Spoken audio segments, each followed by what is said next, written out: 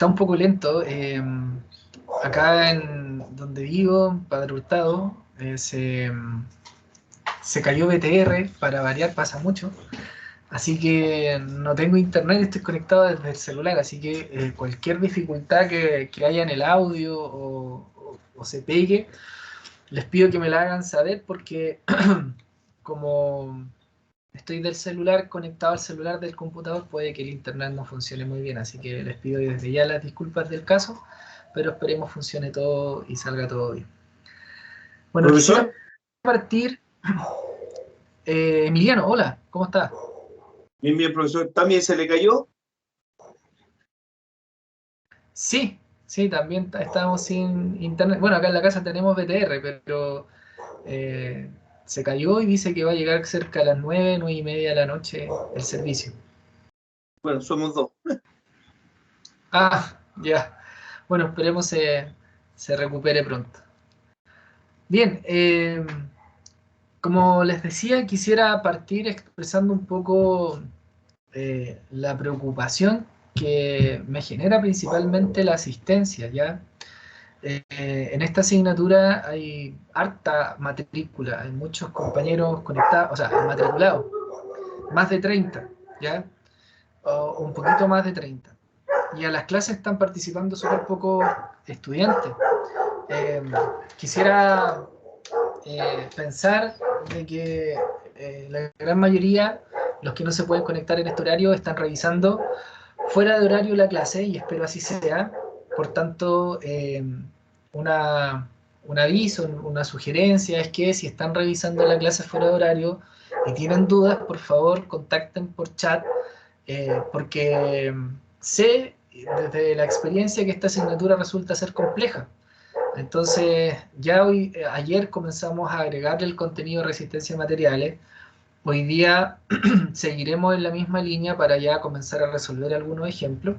Entonces mi preocupación radica en eso, que espero que los compañeros que no se puedan conectar a la clase estén revisando para ello este mensaje y que por favor si tienen cualquier duda contacten por chat y hagan todas las dudas que tengan al respecto. Y para los que sí se han podido conectar también, recordarles que es importante que vayan estudiando progresivamente, que vayan resolviendo todas las actividades que vamos a ir compartiendo, para que así también puedan ir avanzando semana a semana y no les quede después una montaña gigante que estudiar y sea más difícil escalarla, ¿ya? Así que quisiera partir con eso. Bueno, y lo otro es comentarles que vamos a retomar el documento que ayer estábamos revisando y que nos venía a mostrar los tipos de esfuerzo que estudiaremos en esta primera parte, ¿ya? Y rápidamente vamos a hacer una pasada por las ideas principales que vimos ayer, donde comenzamos a estudiar los esfuerzos y la deformación de los elementos bajo una carga axial. Y lo primero que definimos fue que una carga axial es aquella carga que su línea de acción pasa por el centro de gravedad. Y bueno, cuando nosotros tenemos una carga axial sobre un elemento, si lo está apretando, vamos a decir que es compresión. Si lo está tirando, vamos a decir que es tensión o tracción. Y que para que se dé este esfuerzo de tipo normal, la clave está en que la carga tiene que ser siempre perpendicular al área. Eso es sumamente importante, ¿ya? Luego hablamos de la deformación. Y dijimos que la deformación se daba bajo ciertos esfuerzos y en este caso estudiamos principalmente el diagrama de deformación versus esfuerzo, pero para un proceso de tensión normal, para un esfuerzo normal de tensión cuando el elemento se tira. Y definíamos que en esta gráfica nosotros teníamos una línea recta, que era la línea donde está la zona elástica, donde existe la proporcionalidad directa entre el esfuerzo y la deformación, y donde podemos aplicar la ley de Hooke. Y luego de eso viene la zona de fluencia, donde el elemento se deforma y la deformación pasa a ser permanente, y eso es parte de la zona plástica, ¿ya?, del material, y existe un límite de fluencia que es el límite respecto al cual el elemento ya se va a deformar, va a ceder y ya no puede volver a su forma original. Hasta que después se siguen aplicando los esfuerzos, llega el esfuerzo máximo y pasa después a la rotura debido a la que se supera ese valor de esfuerzo. Ah, no queremos ver el video. Y bueno, definimos posteriormente la ley de Hooke, ¿cierto? Que el esfuerzo es directamente proporcional a la deformación, que aparece una constante, que es la constante de elasticidad, que está como variable al interior de esta ley, y que a través de esa ecuación, sigma igual E por epsilon, podríamos definir lo que era el alargamiento que va a sufrir un elemento bajo esa carga axial. Y que ese alargamiento lo calculábamos multiplicando la fuerza externa o la carga por el largo original que tenía el elemento, dividido en el área del elemento por su módulo de elasticidad.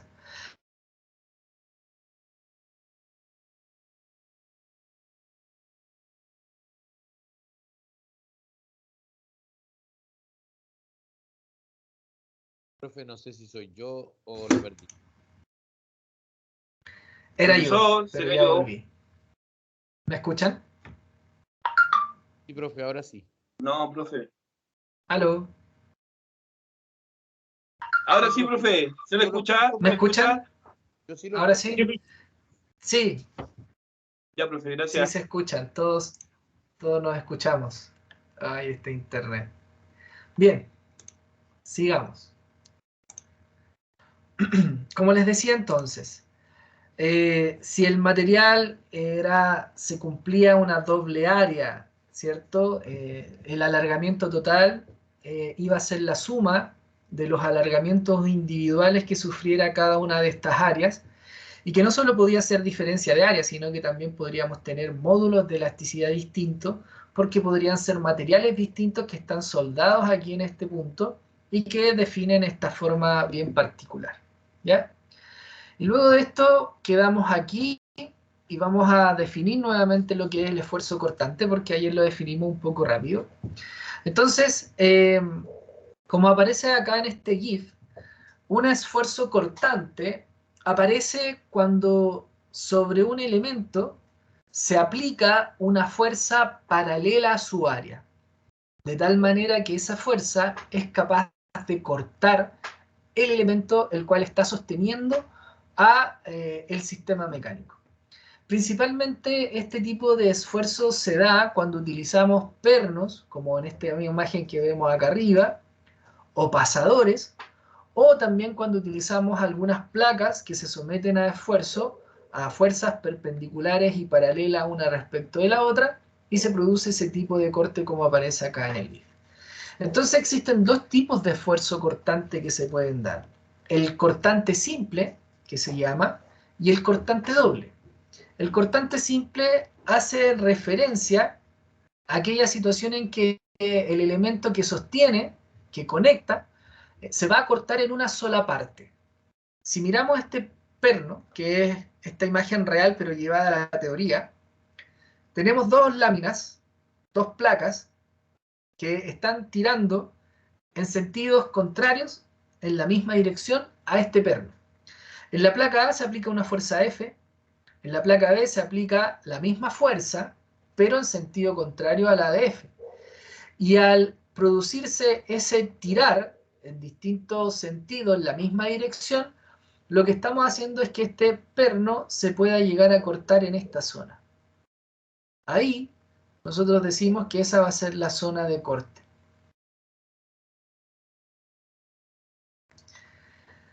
Entonces, ¿qué es lo que estamos entendiendo? Estamos entendiendo que si yo hago un corte en esta zona media, en esa parte, aquí, se está aplicando la fuerza F hacia allá. Y hay una reacción por la otra fuerza F' que es P. Pero ambas fuerzas que están actuando son paralelas al área de ese pasador. De tal manera que el esfuerzo cortante simple, que el esfuerzo cortante se define con tau, va a ser esa fuerza dividido en el área. La unidad de medida es exactamente igual a la del esfuerzo normal, pero la principal característica radica, en este caso, que la fuerza es paralela al área de corte. En el esfuerzo normal, la fuerza es perpendicular. Acá la fuerza es paralela. Y cuando es un cortante doble, es exactamente lo mismo, pero la configuración en la conexión de los elementos va a hacer que el perno o el pasador se corte en dos partes. Aquí o acá. En esas dos zonas se va a cortar. Y eso se llama cortante doble, cuando un mismo elemento va a tener dos partes sometidas a corte. Si miramos lo que ocurre ahí, entonces vamos a tener que, si ocurre esto, nos vamos a quedar con un pedacito de ese perno y observamos que esas cargas P y las fuerzas F son paralelas al área que está en esta superficie y en esa superficie. Y el cortante doble se define con la misma fuerza que está generando el corte, pero ahora dividido en 2 veces el área. Y la unidad de medida sigue siendo newton sobre metro cuadrado. Entonces hay que fijarse muy bien en la configuración de la conexión del sistema mecánico para establecer si es un cortante simple o un cortante doble. La única diferencia radica en que si es simple no está dividido por un 2, si es doble sí está dividido por un 2 el esfuerzo. Profesor, Ahora bien, ¿sí? Dígame. ¿qué pasa si, por ejemplo, en la segunda ecuación se divide 2 veces por el área? Pero ¿qué pasa si la fuerza no pasa por el mismo lado y el área es distinta en los cortes? ¿O siempre es así? Si la fuerza no pasa por el mismo Me lado, refiero a que no corte justo en la mitad. ¿O siempre sí. pasa? No, mira, por lo general, para este tipo de esfuerzo, recuerdan que estamos definiendo una carga de tipo axial. Esa es nuestra definición. Toda la resistencia a materiales que nosotros estudiamos en este programa de estudio se basa en que la fuerza externa, la carga externa, va a pasar por el centro. Es una condición. Porque si no fuera así, primero tenemos que ver cuál es la configuración de, del dispositivo. Y cuando se tiene una situación como esa, por ejemplo, hay una herramienta que se llama unas prensas manuales que, que cumplen esa condición de que la fuerza externa no va a generar o no va a pasar por el centro de gravedad del elemento. Entonces, una prensa es algo así. Espero se entienda un poco el dibujo. Aquí viene un mango. No sé si la conocen, así. Y esto, obviamente, lo voy a hacer rápido, tiene una posibilidad de ir girando. Y esto se va presionando, ¿cierto? Ahí y ahí. Entonces, ¿qué es lo que hace una prensa? Si yo coloco un elemento acá, donde va a estar, obviamente, esto sostenido, presionado, ahí. Fíjate que cuando apriete esto, lo que va a generar la prensa es una fuerza hacia abajo y una fuerza hacia arriba, porque está presionándose para que no se mueva, ¿cierto? Y a su vez, este elemento, le genera a la prensa una fuerza hacia arriba y al otro lado una fuerza hacia abajo, porque son fuerzas de acción y reacción. Entonces, la prensa presiona al elemento y el elemento también presiona a la prensa. Pero fíjate que estas cargas, estas fuerzas, también generan esfuerzos en esta zona del elemento, ¿ya? Pero esa fuerza no pasa por el centro de gravedad del elemento, por lo tanto no es una carga axial. Por el contrario, son cargas que están fuera del centro de gravedad, ¿ya? Y ahí el estudio y el análisis es distinto. Entonces, este tipo de situaciones nosotros las dejamos un poquito de lado por la matemática que involucran y nos centramos solo en aquellas situaciones que vamos a suponer y se infiere desde el sistema mecánico de que la carga pasa siempre así por el centro, ¿ya?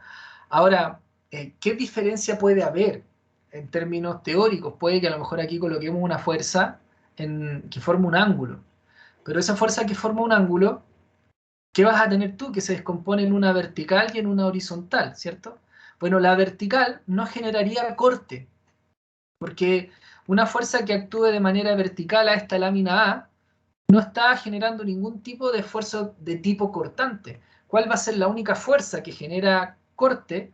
Es aquella fuerza que actúe de manera paralela, o su línea de acción actúe de manera paralela al área del elemento. Entonces ahí la componente X de esa fuerza estaría generando una fuerza de tipo cortante. Entonces en vez de trabajar con F, trabajas con la componente X de F, que sería algo distinto a lo que representan estas imágenes que hemos definido acá. Espero haber contestado tu pregunta. Sí, profe, entiendo. Ya. Ok. Listo. Entonces ya llevamos dos esfuerzos. El esfuerzo normal, que puede ser el esfuerzo de tensión o de compresión.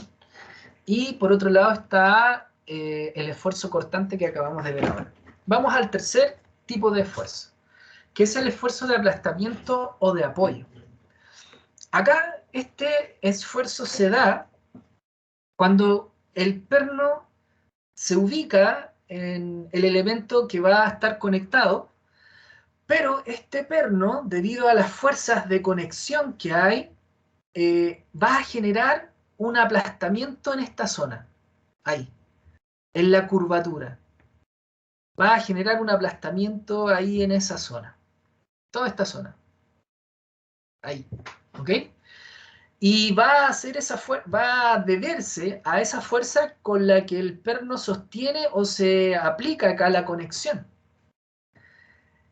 Y esa fuerza, entonces, nosotros la tenemos que describir en función del efecto que genera al interactuar con este elemento. Déjenme aquí, ahí. Pero cuando uno hace este estudio, fíjense que no... Oye, qué feo ese dibujo, déjenme arreglarlo. No se genera el análisis en el área de la curvatura, porque el esfuerzo de aplastamiento sigue determinándose, como fuerza partido por área, y lo vamos a denominar como sigma B. Pero uno podría llegar a pensar, bueno, entonces el área sobre la cual está generándose ese aplastamiento es este semicírculo cilíndrico, ¿cierto? Que viene siendo como ese manto que está ahí, esa curvatura. Pero se llegó a entender que no era esa área la cual nosotros estábamos afectando. ¿Por qué? Porque si miramos lo que ocurre en términos térmicos, en las uniones, cuando un perno y un elemento que sostiene un eslabón está sometido a tracción o a compresión, observamos que hay zonas en donde este esfuerzo de aplastamiento va a ser mayor y en otras que va a ser menor. Entonces no es que sea uniforme.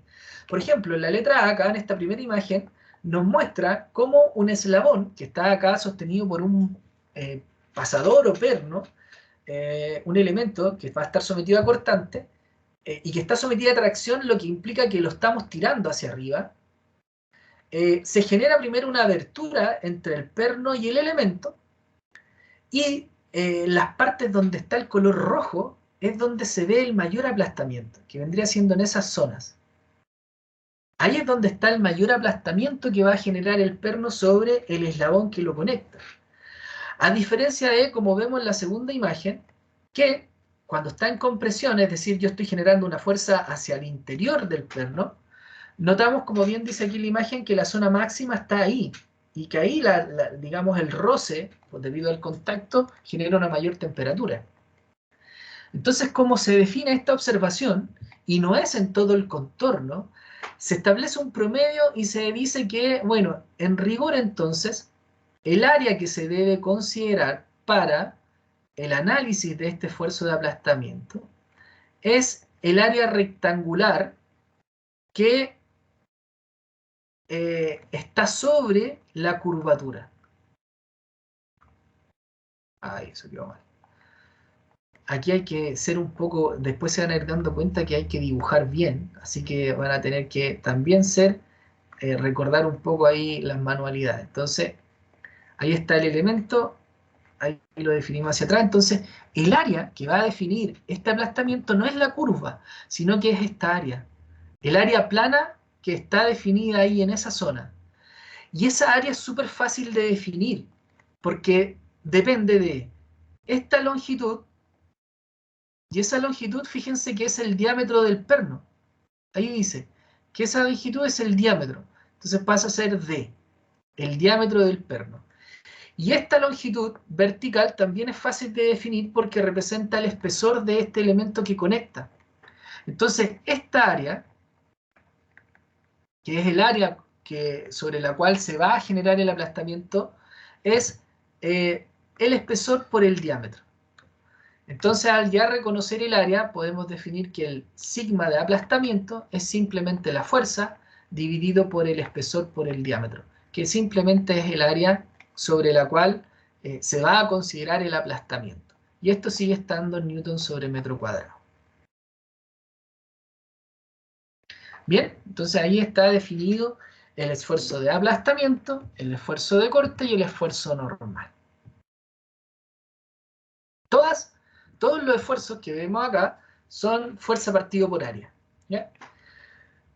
Pero cuando uno trata de hacer el análisis desde la resistencia de materiales sobre la estructura o sobre la máquina, si son elementos que están elaborados bajo un buen diseño de resistencia de materiales, aparece una variable que nos permite establecer qué tan eficiente es ese diseño, que se llama factor de seguridad.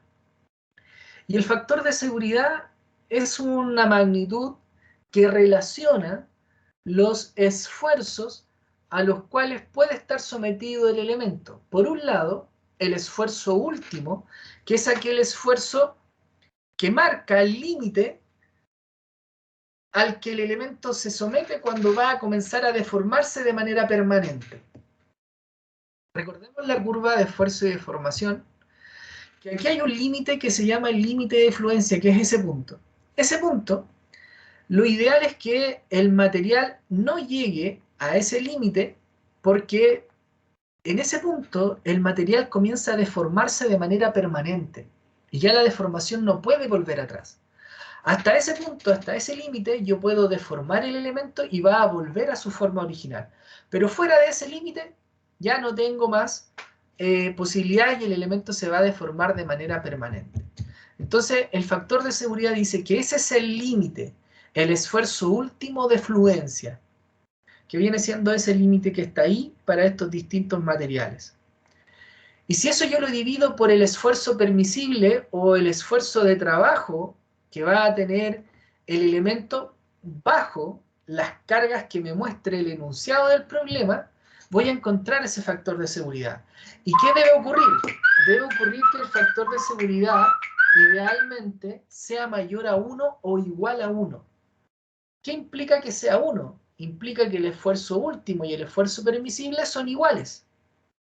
Pero eso me está indicando que el esfuerzo de trabajo del elemento bajo la carga que está teniendo está prácticamente en el esfuerzo último. Entonces no puedo sobrepasar esa carga que estoy generando porque si no voy a superar el esfuerzo último y el material va a tener que deformarse y posteriormente romperse. Si es mayor a 1, ideal. 1,5, 2, 2,5, 3, 3,5, porque ¿qué implica un factor de seguridad alto, mayor a 1? Implica que el esfuerzo de trabajo o el permisible es mucho menor que el último. Entonces estoy sometiendo a cargas externas a la estructura o la máquina de tal manera que las puede resistir sin ningún problema. Entonces eso es lo que permite el factor de seguridad. Permite encontrar esa relación y saber si el diseño de la máquina o de la estructura permite sostener todas las cargas externas a las cuales yo lo voy a someter. Bien, entonces, dicho eso, pasemos a ver un ejemplo. Aquí tenemos un sistema mecánico teórico que dice, la barra BC, que es esta barra que está aquí, tiene 6 milímetros de espesor, un ancho W de 25 milímetros, ahí muestra el ancho, y está fabricada con un acero con resistencia última en tensión de 480 megapascales. ¿Cuál es el factor de seguridad si la estructura mostrada fue diseñada para soportar una carga P de 16 kN? Entonces, como todo problema de este tipo, es importantísimo poder definir cuáles son los datos que nos entrega el enunciado para ir haciéndonos más o menos un recuadro de qué es lo que tenemos. La primera información que nos entregan es que esta barra BC que está acá, que sostiene a esta barra ACD, que no caiga debido a esta carga P que tiene una magnitud de 16 kN, es rectangular, porque tiene 6 milímetros de espesor y un ancho W de 25 milímetros. Entonces nos dicen, inicialmente que esa barra BC es rectangular. Es la primera información que nos entregan. Y es una información importantísima. Entonces, si yo dibujo la barra BC, debería tener una forma de ese tipo. ¿Ok? Aproximadamente, donde si la miramos que este lado es W, por tanto aquí tendríamos que tener 25 mm, y por acá arriba deberíamos tener los 6 mm, que serían los milímetros de espesor, desde ahí hasta ahí. Por lo tanto, ¿qué puedo hacer con esa información? Puedo calcular el área que tiene esa barra. Y el área, simplemente es 6 por 25, y eso va a quedar en milímetros cuadrados. Entonces el área de la barra BC es 6 por 25, y eso nos da 150 milímetros cuadrados. Listo, tengo ese valor, y es un dato. Luego, ¿qué otra información me entregan? Me dicen que tiene una resistencia última, o sea, tiene un sigma último de fluencia de 480 megapascales. Y me preguntan por el factor de seguridad. El factor de seguridad es la incógnita. Pero el factor de seguridad, como lo acabamos de ver, es la división entre el esfuerzo último, que lo conozco, pero no conozco el esfuerzo de trabajo. Entonces lo que debo calcular también es el sigma normal que actúa sobre la barra BC. Porque teniendo ese sigma, voy a poder determinar el factor de seguridad dividiendo esos dos. Pero para calcular ese factor, ese sigma, necesito conocer ahora cuál es el valor de la fuerza C. ¿Cuál es el valor que está actuando de la fuerza que está actuando en este eslabón, para poder dividirlo por el área y así encontrar el sigma, que es el esfuerzo normal de tensión que está actuando sobre esta barra? Y luego les voy a explicar por qué es de tensión. Entonces, ahí me está diciendo que tengo que aplicar todo. Debo calcular fuerza para calcular esfuerzo, para posteriormente calcular factor de seguridad. Entonces, como inicialmente quiero calcular fuerza, lo que debo hacer antes de calcular esfuerzo es un diagrama de cuerpo libre. Y aquí es donde toma importancia el hecho de haber trabajado en la primera actividad de equilibrio de cuerpo rígido, para poder calcular esa fuerza. Entonces ahora debo ver a qué cuerpo de este sistema mecánico le realizo el diagrama de cuerpo libre. Le voy a hacer el diagrama cuerpo libre a aquel elemento sobre el cual estén actuando la mayor cantidad de fuerzas. Y la mayor cantidad de fuerzas, incluso la externa que conozco, están actuando sobre ACD. Entonces dibujo esa barra. Acá arriba está el punto A. Por aquí vamos a decir que está el punto C. Lo vamos a dibujar en el otro lado para que no genere problema de observación. Fuerzas. Y acá está actuando el punto D. Entonces dibujamos ahí las fuerzas en A. Como es un pivote, vamos a decir que hay una reacción horizontal y una reacción vertical porque hay un pasador. En C, veamos el efecto que genera la barra BC sobre el elemento ACD. Si la carga P tira hacia abajo con 16 kN, lo que hace esta barra es impedir que esto caiga. Entonces le está generando una fuerza en sentido contrario a la de P.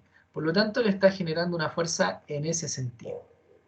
Y esta va a ser la fuerza BC. Y observamos que el enunciado o el dibujo nos muestra que esta barra es perpendicular a esta línea, forma 90 grados, y eso es bastante bueno. ¿Por qué? Y aquí es donde entra en juego un poco la práctica y la experiencia que desarrollen ustedes en hacer ejercicios para calcular fuerzas.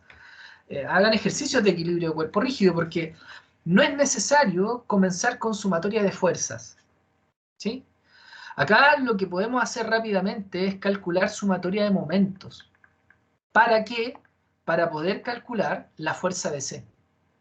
Si yo aplico sumatoria de momentos respecto al punto A, porque aquí está el pivote, y analizo que de ahí la barra va a poder girar, y al observar que la barra BC es perpendicular a la línea de ACD, al tiro voy a poder calcular el momento sin tener que descomponer la fuerza. Porque como son perpendiculares, es simplemente fuerza por distancia. Porque aquí hay 90 grados. Entonces quedaría la fuerza BC por la distancia desde A a C, que son 480 milímetros, y eso por el seno de 90, pero el seno de 90 ya sabemos que vale 1, entonces no muchas veces se escribe. Y esta fuerza tiende a hacer rotar la barra respecto al punto A en contra de la manecilla del reloj mecánico, por lo tanto el momento es positivo. Y luego genera momento 16 kN, pero genera momento en sentido de la manecilla del reloj mecánico, por lo tanto es negativo. Y pasa a ser 16 kN por... Y aquí entra en juego ahora la lógica de que esta fuerza tiene una línea de acción, que viene siendo toda esta vertical. Y si yo encuentro una distancia desde A a esa línea de acción perpendicular, esa es la distancia con la cual puedo calcular momento. Y esa distancia son los 600 milímetros. Recuerden, si la fuerza es vertical, la línea de acción es vertical, la distancia desde el punto a esa línea de acción tiene que ser horizontal, y en este caso son esos 600 milímetros. Y como son perpendiculares, es por el seno de 90, que insisto, no muchas veces se escribe porque vale 1. Y eso es igual a 0. Entonces observamos que nos queda solo una incógnita, que es la fuerza BC, y es lo que estamos calculando, ¿cierto? Esa fuerza para poder calcular el esfuerzo. Entonces, aquí quedaría que, bueno, 16 por 600 lo voy a hacer al tiro. Eso da 9600. Este producto da 9600 kilonewton por milímetro. Entonces, como es negativo, lo voy a pasar a salir otro lado de la igualdad positivo. Entonces me va a quedar que FBC es simplemente 9600 kilonewton por milímetro dividido en 480 milímetros. Se simplifican los milímetros y eso nos da 20 kilonewton.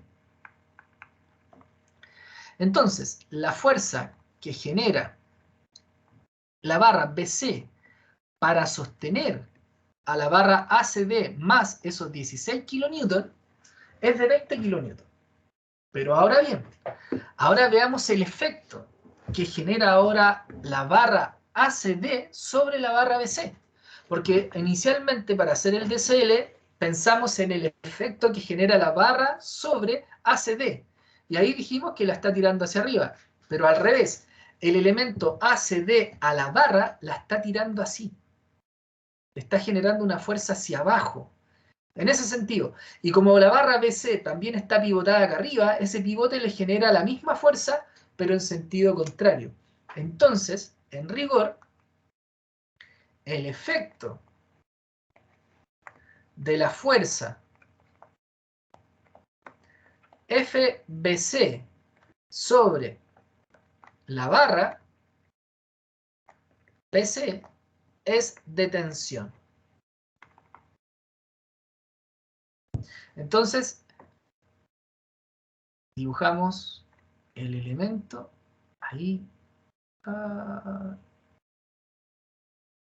Me perdí en el espacio. Ahí.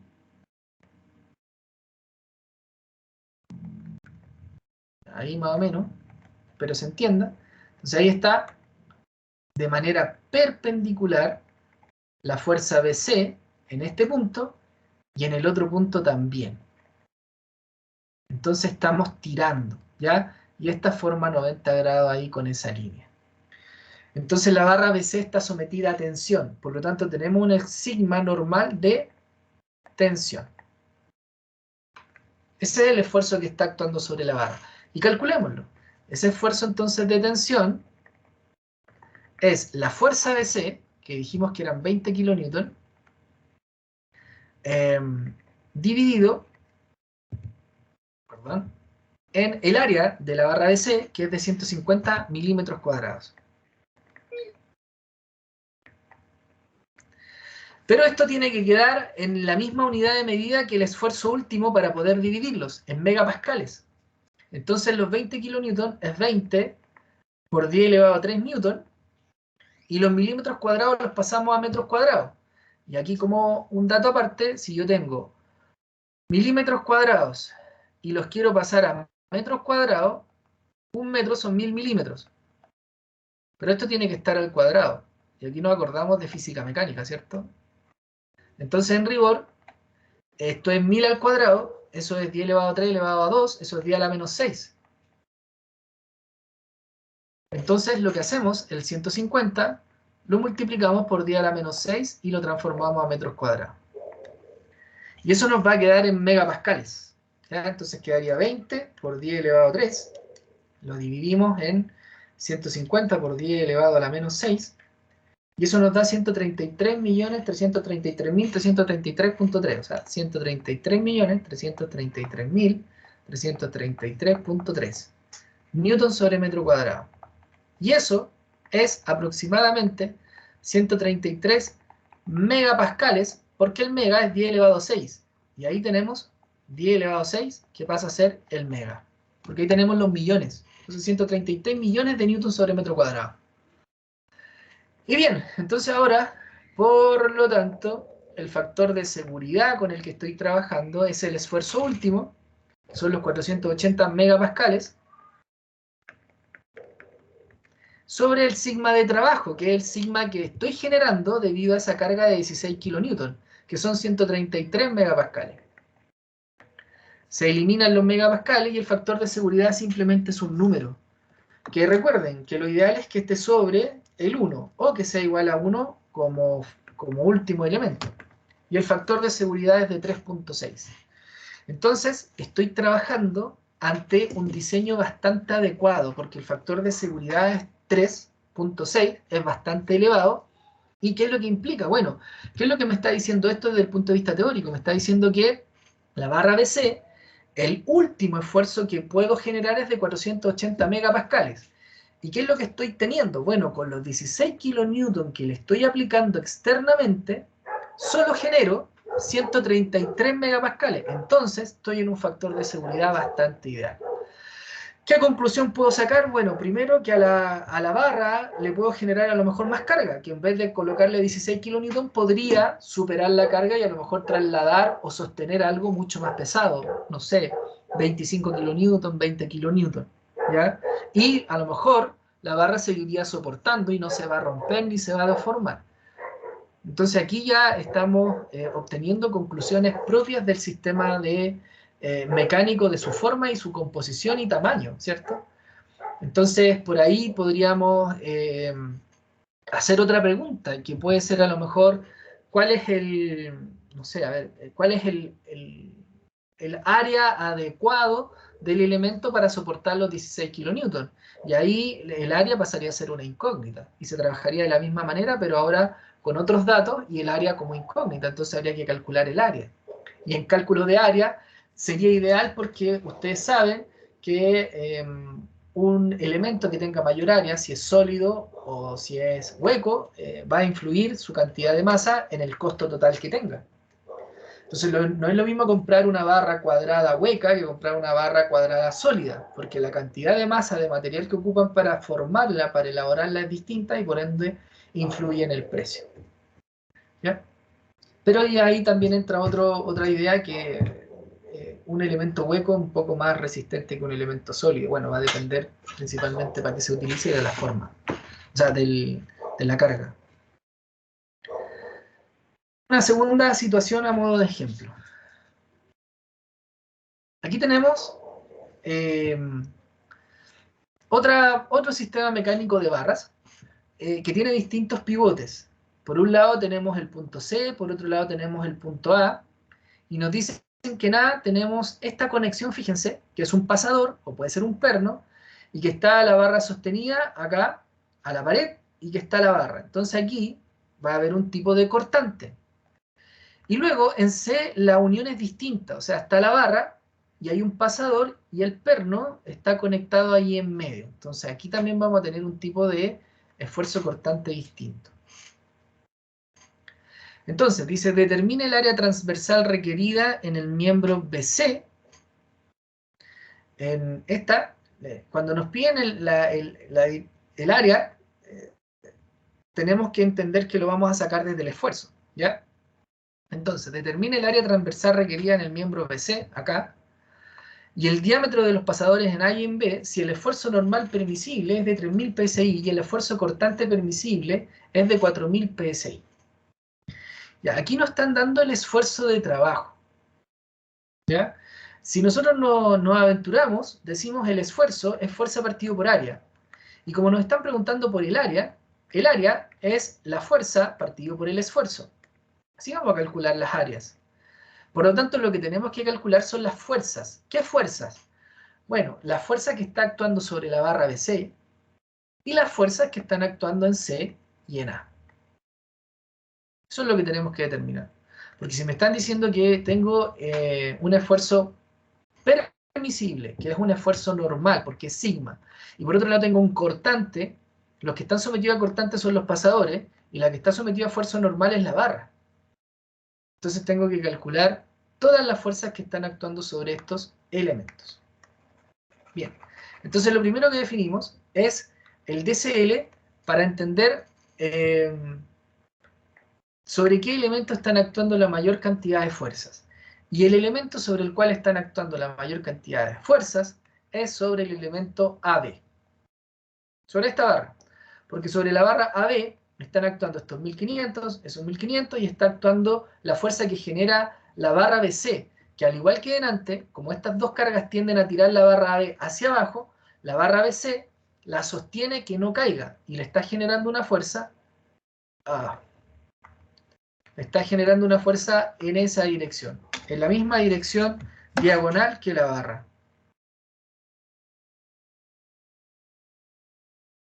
Oh, no puedo, a ver, déjenme un segundito, posicionar mejor la. Bueno, ahí. Esa va a ser la fuerza, ¿ya? En esa dirección. Esta va a ser la fuerza BC. Y que el enunciado nos dice al tiro que está generando un ángulo de 60 grados con la horizontal, así que súper bien porque esa tenemos que descomponerla en X y en Y. Bien, entonces vamos rápidamente a hacer la barra. Nos queda poquito tiempo. Ahí tenemos la barra AB, que está aquí en cuestión. Así que ahí fijamos el punto A. Fijamos el punto A y en el punto A, ¿qué es lo que tenemos? Un pasador. Entonces hay una reacción horizontal, que es AX, y hay una reacción vertical, que es AY. Luego tenemos 1500 libras por este lado. Luego tenemos estas otras 1500 libras un poquito más acá. Y ahora tenemos en este punto, de manera diagonal, la fuerza FBC. ¿Okay? Pero esa fuerza, como es una incógnita, lo que vamos a hacer es encontrar sus componentes de inmediato, ¿ya? Recuerden que y esto lo voy a saltar porque ya deberíamos manejarlo a priori. Entonces, esta fuerza BC tiene una componente horizontal que le vamos a llamar FBC en X.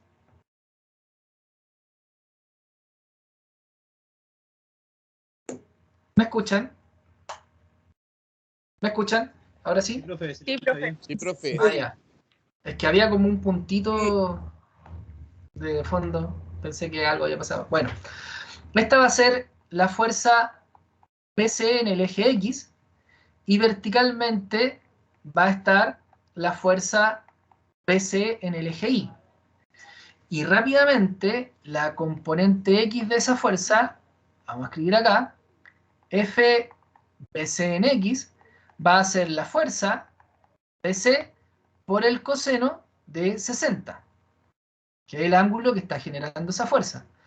Y por otro lado, la fuerza BC en Y va a ser la misma magnitud, que no la conozco, por el seno de 60 grados. Y esas son las componentes X e Y de la fuerza FBC, que es nuestra incógnita. Entonces, Rápidamente, como les decía antes, en la mayoría de estos ejercicios no conviene partir por sumatoria de fuerzas. Conviene partir por sumatoria de momentos, porque al aplicar momentos yo elimino al tiro estas dos reacciones en A, en X y en AI, para así poder calcular solo FBC. Entonces, si yo aplico sumatoria de momentos respecto al punto A igual a 0, voy a poder calcular FBC. Entonces, 1500 están actuando de manera perpendicular sobre la barra y a 2 pies de distancia. Entonces quedaría 1500 por 2. ¿Sí? Vamos a colocar pies y esto quedaría libras por pie. Y este momento, como hace girar la barra hacia allá, respecto a este punto A, es negativo. Entonces, un momento negativo. Estos otros 1500 también hacen girar la barra en ese sentido, por lo tanto también genera un momento negativo, que van a ser los mismos 1500, pero ahora por 6 pies, porque la distancia desde A a donde aplico esa fuerza son 6 pies, y esto va a quedar en pies por libra, la misma unidad de medida. Y luego, FBC, pero FBC no la analizo en términos de su diagonal, sino que a través de sus componentes, y cuando la línea de acción de una fuerza pasa por el punto pivote, no genera momento. Entonces la fuerza BCX no genera momento, porque lo que tiende a hacer la componente X de la fuerza es atender a tirarla, no hacerla rotar. Entonces FBC no genera momento, pero sí genera momento FBCI. Entonces genera un momento o hace que la fuerza tienda a girar la barra en sentido positivo, porque en contra de la manecilla del reloj, y es FBCI, pero FBCI es FBC por el seno de 60 grados. Y eso por la distancia que hay desde A a B, que son 2, 6, 8 pies. Y eso es igual a 0. Entonces la única incógnita que me queda es FBC, entendiendo que esta es FBC en el eje Y, que es la que sí genera momento, mientras que FBCX, vamos a colocar aquí, no genera momento. Y no genera momento porque su línea de acción pasa justo por el pivote. Ya, y ahora multiplicamos 1500 por 2, eso es 3000. Entonces aquí quedaría menos 3000 libras por pies o pies por libra, da exactamente igual. 1500 por 6, esa no me la sé, así que la tengo que multiplicar en 9000. 9000 libras por pie. Y luego el seno de 60 por 8 es 6.92. Entonces, no sé por qué coloqué un igual ahí, es más.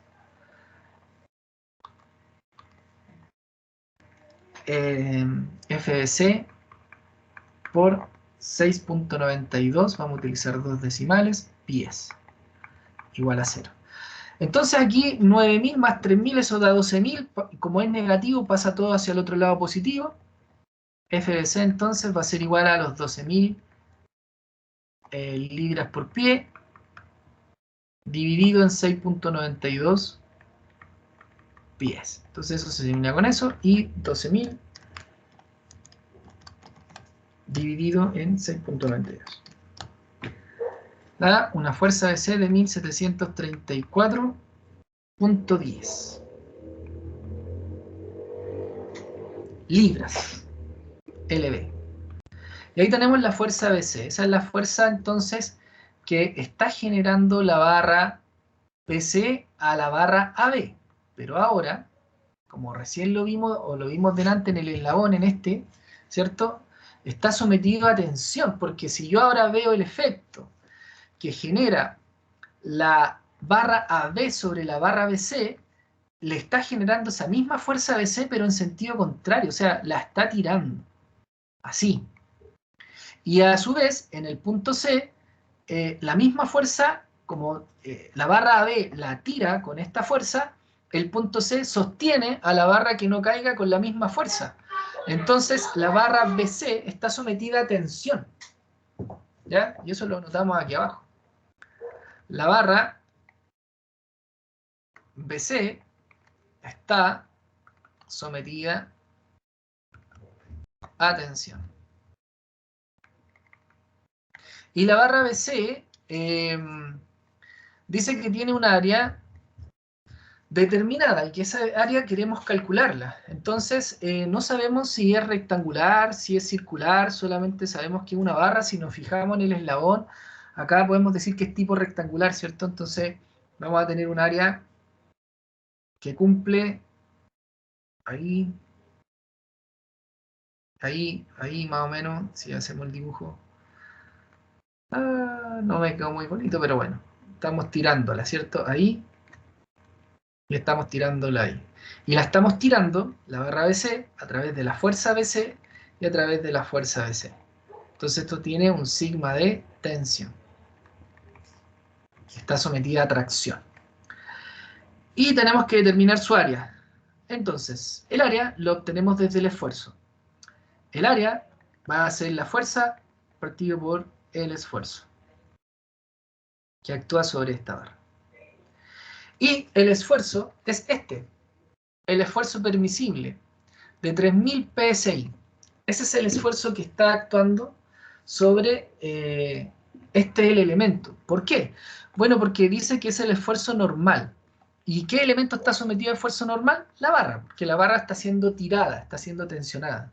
Entonces, la fuerza es esta que calculamos de 1734.10 libras. Y por otro lado el esfuerzo, que el esfuerzo es de 3000 PSI. Ya, y los PSI, aquí lo vamos a colocar abajito como un asterisco para que no lo olviden nunca. Von square inch, eso es libra sobre in cuadrado. Eso es PSI. Libra fuerza sobre in cuadrado. Entonces, esto PSI la escribimos como libra sobre in cuadrado. Entonces se van las libras y esto nos va a quedar en in cuadrado. Dividimos 1734.10 sobre 3000. Y eso da un área de 0.578 in cuadrado. Y ese es el área de ese elemento. Acá nos dicen que es 0.525, ¿ya? Pero por efectos de decimales llegamos al 0.578 y que ahí está 0.5 en rigor, ¿ya? Y preocúpense que en los desarrollos, despreocúpense porque en los desarrollos siempre yo considero que lo que yo hago a veces por efectos de decimales o por coseno, etcétera, por las funciones trigonométricas hay una diferencia de decimales y eso siempre yo lo tengo claro. Mientras les dé el primer número o el entero, independiente de los decimales, significa que el desarrollo va a estar correcto igual, ¿ya? Porque a veces está todo bueno, pero uno trabaja a veces con 3 decimales, el otro con 1, y ya ahí cambia el resultado a priori, ¿ya? Así que pierdan cuidado con eso. Ahí tenemos esa área de ese elemento. Y ahora tenemos que calcular lo que pasa en los pasadores. Bueno, pero para hacer el análisis de los pasadores, el primero que vamos a considerar es el pasador en C, este. ¿Ya? En C, aquí vamos a colocar una rayita. No, pues nadie. Ahí. Vamos a considerar acá pasador en el punto C. Ya, en C, si miramos, tenemos ese dibujo, que si lo agrandamos, tendríamos una cosa así.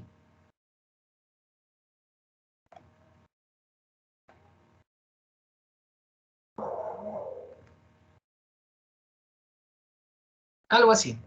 ¿Ya? Tendríamos algo así. Y obviamente acá arriba está sobresaliente y acá abajo igual. Y como hay una fuerza hacia allá, que es la fuerza BC, porque la misma fuerza BC es la que está actuando en C, en ese pasador, y está la barra tirando hacia allá también con la misma fuerza BC, nos enfrentamos a que este pasador, a ese perno que sostiene estos dos elementos, se puede cortar ahí y se puede cortar ahí. Entonces nos enfrentamos a una situación de cortante doble. Hay un cortante doble. Entonces el cortante doble era el tau, que era la fuerza, que en este caso es la fuerza BC, partido por 2 veces el área de ese pasador. y nos están pidiendo que determinemos el área del miembro BC y el diámetro de los pasadores en A y en B. Ah, era en B, no en C. Bueno, en B. Cambiémosle acá que era en B, no en C. Y en B y en C actúa la misma fuerza, ¿ah? Actúa la misma fuerza FBC. Bien, entonces, despejamos el área de esta relación matemática y el área pasaría a ser igual a la fuerza BC dividida en 2 veces el tau. Entonces la fuerza BC son 1734.10 libras, dividido en 2 veces el esfuerzo cortante permisible, y el esfuerzo cortante permisible son de 4000 psi. O sea, eso es 4000 libras sobre I cuadrado. Y dividimos eso. Entonces sería 1734.10 dividido en 2 veces 4000.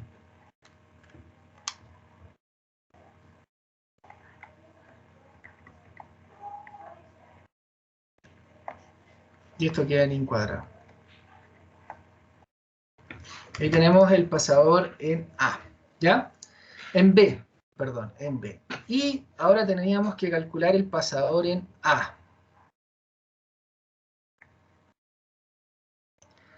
Pero el pasador en A, debemos ahora calcular las reacciones a X y a Y. Hay que calcular eso, porque en A están actuando esa fuerza. Está actuando la fuerza horizontal a X y la fuerza horizontal a Y, ¿ya? Así que debemos calcular eso aplicando sumatoria fuerza en X, sumatoria fuerza en Y, para después encontrar la magnitud. Entonces vamos a partir Profe, aplicando... Ah, sí. no entendí cuál es el pasador en B en la imagen. Porque Este. empezó con el C. No, me equivoqué yo. Es que acá decía que eran B y yo pensé que eran C, que era el mismo. En B y en C era el mismo, pero es en B. Pero es ese pasador el que está Sí, en rojo. Ah, ya, ok. Este. Yo me equivoqué de letra. Acá lo consideré en B. Ya, y en A entonces tenemos que aplicar sumatoria fuerza en X igual a 0. Y está a X, que la dibujé hacia la derecha, que es positiva. Luego la única fuerza horizontal es FBCX, que es FBC, que vale 1734 por 10.10 por el coseno de 60.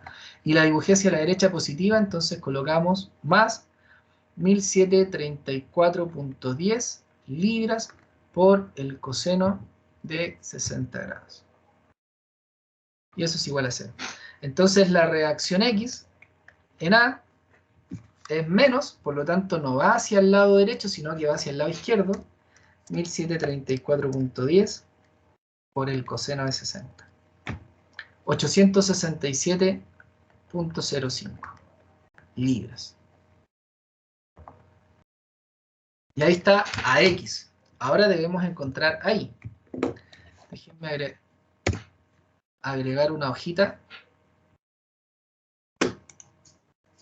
porque me faltó espacio. Entonces, sumatoria de fuerza en I igual a 0.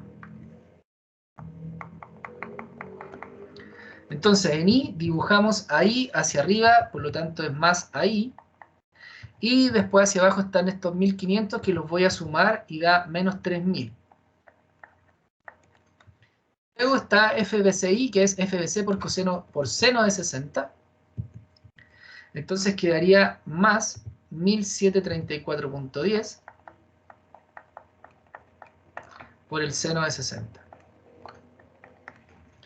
Se resuelve eso. Entonces 1734.10 por el seno de 60. Profe, ¿y las otras fuerzas no van? ¿Las otras fuerzas, Jenny? Sí, pero las sumé. Esas 1500 con 1500, como las dos apuntan hacia abajo, son esas que valen menos 3000. Ah, ya, ok. Entonces 1734.10 por el seno de 60. Esto da 1498.22 libras. Y ahí tenemos ahí.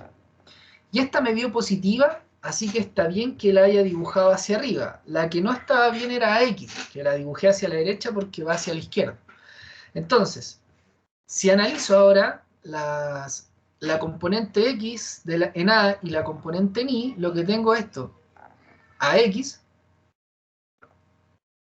a Y, por lo tanto la resultante en A tiene esta diagonal.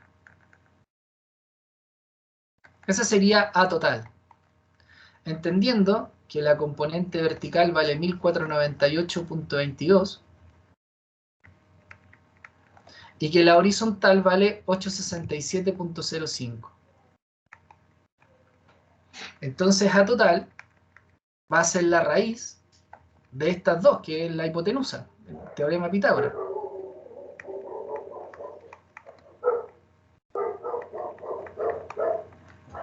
Entonces elevamos al cuadrado eso, 1498.22 al cuadrado, 867.05 al cuadrado, aplico la raíz, y me da que A total son 1731.02 libras. ¿Ya? Esa es la reacción total que está actuando en ese lugar. Ahora,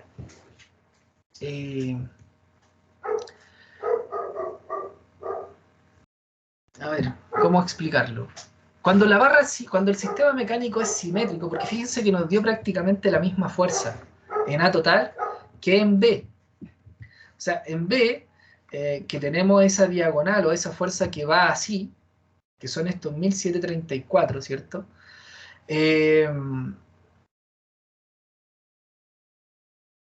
Lo que ocurre es que como es simétrico y nos fijamos que desde A a 1500 y desde B a 1500 es la misma distancia, podríamos entender que el efecto que genera este sistema mecánico en A y en B es exactamente el mismo, pero solo porque hay simetría.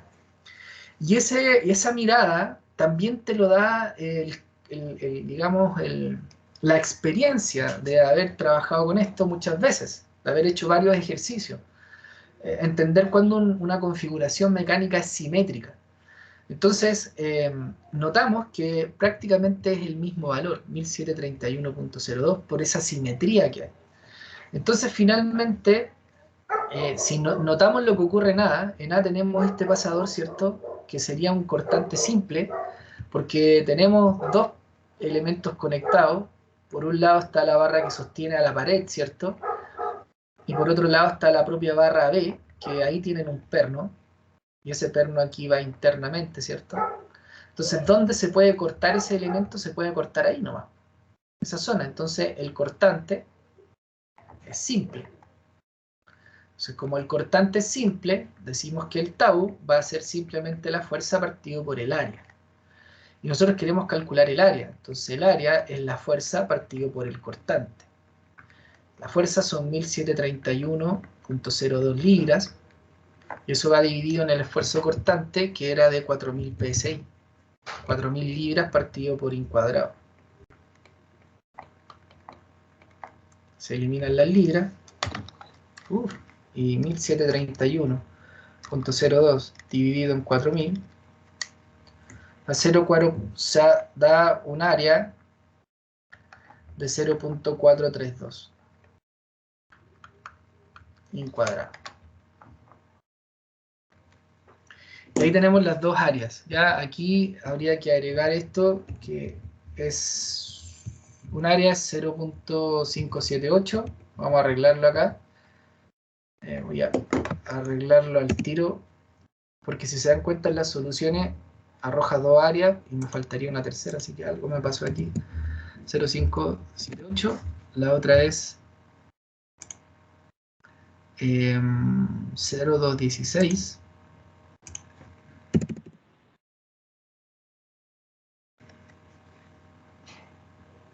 Y estoy encuadrado encima.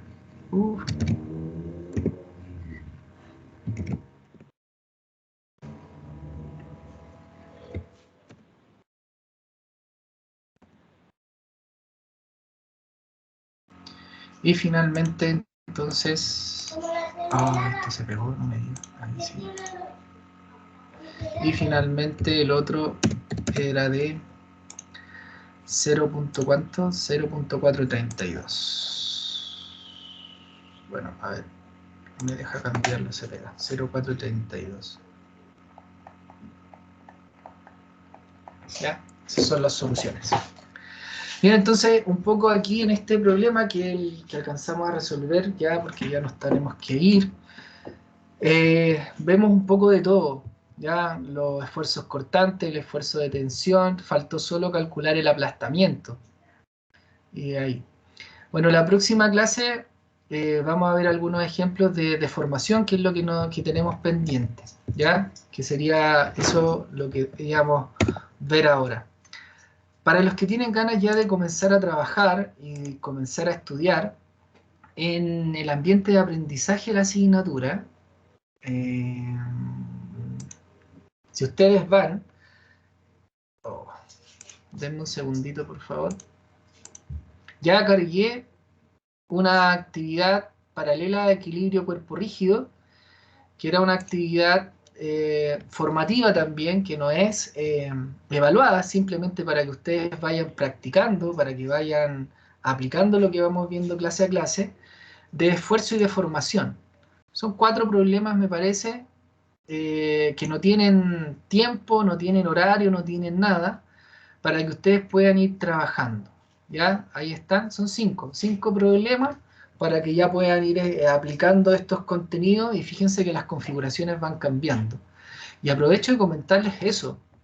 Acá, honestamente, si ustedes creen que se va a volver a repetir algún ejercicio, o creen que el profe va a preguntar los mismos ejercicios que están en la prueba, están muy equivocados, ¿ya? Todos los ejercicios son distintos, no hay ninguno que se parezca al otro. Por tanto, pueden haber algunas similitudes, pueden haber algunos procesos que sean parecidos, pero tampoco son iguales. Así que tienen que prepararse para enfrentarse a cualquier cosa. Lo mínimo, cuando uno en esta asignatura está preparado, es cuando es capaz de resolver más de 3 ejercicios por sí solo. Si eso no ocurre, es porque nos falta estudio, ¿ya? Así que esta actividad muestra un poco esa diversidad de situaciones con las que se van a enfrentar y que ustedes tienen que ser capaces de resolver. Así que ya tienen cargado ahí eso para que puedan ir practicando. Y ya las próximas clases vamos a seguir mostrando ejemplos, porque ya la prueba es en 2 semanas más, a los primeros días de octubre, y ya vimos la materia. Hasta la clase de hoy, hasta la materia de hoy, es lo que entraría en la primera prueba. Esfuerzo normal, esfuerzo de corte, esfuerzo de aplastamiento, deformación y factor de seguridad. Todos esos elementos ingresan, así que para que puedan ir estudiando. Me despido, que tengan una buena jornada y ya nos volvemos a encontrar el próximo lunes a las 6:30. Cualquier duda que puedan tener. Buenas noches, profesor. Profesor, una consulta. Al tiro, Emiliano, que Arantxa quería preguntar algo. Profe. Ah, Profe, no, que necesito hablar con usted cuando terminemos. le hago una llamada por el chat. Ya, ok. Emiliano, Buenas dígame. noches, muchas gracias. Buenas noches, Emiliano. Profesor, consulta, ¿la prueba va a quedar abierta como lo hizo anteriormente o va a ser en horario de clase? En horario de clases, y van a tener un tiempo posterior para subir los desarrollos matemáticos. ¿Cómo eso, profesor? Ustedes van a tener la prueba o el lunes o el martes en el horario de clases, que va a ser la 1:30, y posterior a eso van a tener 1 hora y media más o 2 horas para que puedan subir los desarrollos matemáticos a la plataforma. Ya, pero, a ver, es que lo que pasa, profesor, que nosotros estamos yendo al instituto por el tema de del ramo de seminario y título. ¿Ya? Entonces, por eso... ¿Y es todos los para días? no es todo, o sea, está segmentado en grupos. Entonces, es por eso que no vaya a topar seminario y título con la clase suya, porque no voy a alcanzar a dar la prueba. ¿Y tienen ese horario estimado? ¿Ya lo tienen planificado? Sí, está estimado y está planificado. ¿Y tú me lo podrías compartir como para yo saber, por favor, Ya, Emiliano? ni un problema, profesor. E inclusive está involucrado el profesor Pablo junto con el profesor Matías. porque ellos son de seminario de título. Entonces, para Ya. que si para futuras pruebas no coincide. Yo no tengo ningún problema, se lo envío por el chat, profesor, el horario. Vale, Emiliano, muchas gracias. No hay de qué. La prueba va a Ya. ser la próxima semana. No recuerdo muy bien la fecha, pero lo puedes revisar en el sistema de evaluación. Ya, ok, profesor. El 5 Muchas de gracias. octubre. El 5 de octubre. 5 de octubre. Ya, profesor, no hay Eso es problema. martes 5 de octubre. Bien, que estén muy bien. Chao, Ya, igual, chao. profesor, buenas noches. Chao, chao.